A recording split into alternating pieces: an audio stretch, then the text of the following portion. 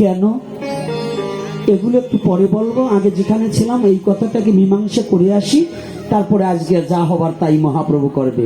তো তার আগে আমার বাবা গতু গাইলেই নেই, গাইলেব কোথায় গিয়ে বলেন? বকাবকি তো নিজের লোকরে দেওয়া যায়, পরের লোকরে দেওয়া যায়? পরের লোকরে দিলে মার খেতে হবে, আর নিজের ঘরের লোকরে বকলে পরে কোনো কিছু বলবে না, নাকি? আজকে আমি বলবো এই কমিটির বাবারা যারা আছে, অন্তত আর কোনোদিন ধুতি পরেন বা না পরেন, এই ভাগবত আর কীর্তনে কদিন একটু ধুতি পরার চেষ্টা করতে। বাংলাদেশ স্বাধীন হয়েছে বটে, তবে ইংরাজি বুদ্ধি যায় নাই। অর্থাৎ প্যান্ট তো ইংরাজ গোতা, ইংরাজ গোতা পরিয়ে সনাতন ধর্ম হয় না। সনাতনী পোশাক হচ্ছে ধুতি পাঞ্জাবি, নাকি? রাধে রাধে। আর আবার ইন্দ্রা পরিয়ে এসে ওনরা বাব্বা নাকি পরিয়ে কোন জ্বালায় বললাম। তবে সবাইকেই বলি, যদি চেষ্টা করবেন, আজও বাংলাদেশে ধুতি পরা লোক দেখলে ভালো ভালো মুসলমান যুবক ছেলেরা বলে, কাকা এইখানে বসেন, আমি গাড়িতে উঠলে আমাকে ওরা সিট ছেড়ে বসতে দেয়। আপনারা ভাবেন অনেকে যে মুসলমানরা আমি ধুতি পরলে কি বলবে কি না বলবে। প্রকৃত মুসলমান জীবনে কোনোদিন হিন্দুকে কোনো ক্ষতি করে নাই, কিন্তু যারা সন্ত্রাসী লেবাসদারি মুসলমান, ওরা ওই মুসলমানেরও ক্ষতি করে, হিন্দুরও ক্ষতি করে। ওরা তো মুসলমানই না, তো ওগো নিয়ে কোনো কথা বললে কোনো লাভই নাই। কি রাধে রাধে বলেন? যারা ধর্ম করে, হিন্দু হোক আর মুসলমানই হোক, তারা কারো ক্ষতি করে? কারা? ধর্মকে যারা ব্যবসা করে, যারা শয়তানি বুদ্ধি করে ধর্মকে আশ্রয় করে। আমাদের ভিতরেও কিছু সাধু আছে, এখন ধর্ম একেবারে ফটাফট, ধর্মের ব্যবসার উপরে ব্যবসা নাই। আপনি একটু লেখাপড়া শিক্ষা করে আর কিছু বাড়িতে যেমন নাই তাই করেন না করেন, বিয়ে সাইডে করেন, অসুবিধা নাই।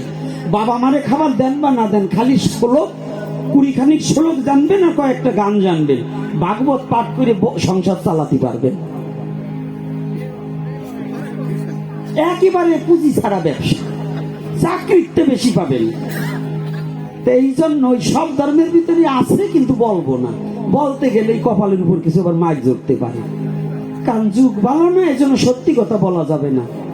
হ্যাঁ, গাছি চিনেন? যারা গাছ কাটে, খেজুর গাছ কাটে, তাদের কি বলে? গাছি বলে না? এক গাছির চোখ একটা কানা।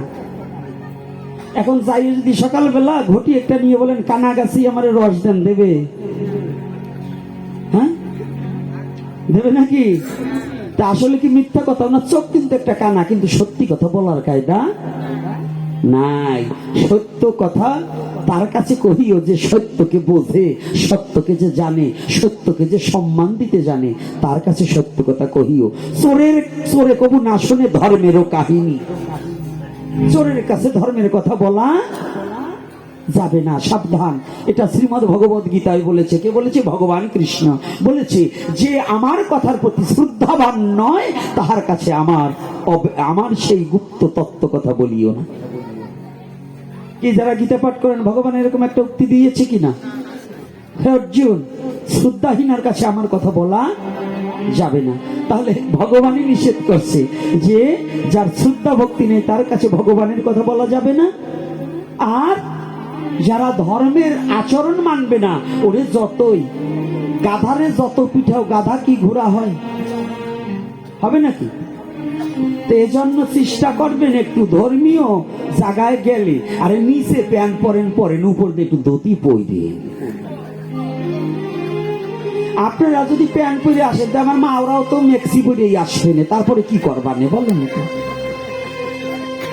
রাগ করেন না একটু। আজকে কি জানো, আজকে বলি দিল মহাপ্রভু, আমি কি করব বলে? মহাপ্রভু বলাচ্ছে না, সাবধান। এইবার কথাটা ছিল, একটা পশু তার ধর্ম প্রতিপালন করে, একটা ভালোবাসা চাই, কিন্তু আমি মানুষ।